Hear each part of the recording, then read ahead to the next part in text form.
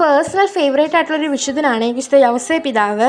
ദൈവപുത്രന്റെ വളർത്തുപിതാവ് എന്ന വലിയൊരു പദവി ലഭിച്ചിട്ടും അദ്ദേഹം വളരെ ലളിതമായ ജീവിതമാണ് നയിച്ചത്. താനൊരു വലിയ ആളാണെന്ന് എവിടെയും അദ്ദേഹം പ്രകടിപ്പിച്ചിട്ടില്ല.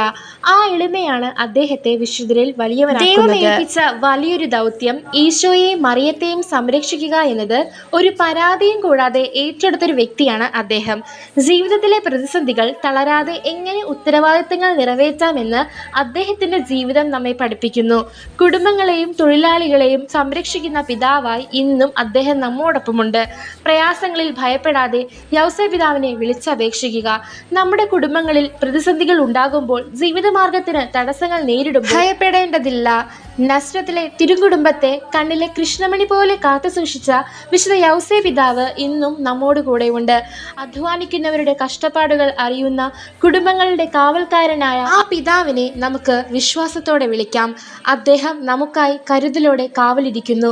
വിശുദ്ധ യൗസേ പിതാവേ, ഞങ്ങളുടെ കുടുംബങ്ങളെ സംരക്ഷിക്കണമേ.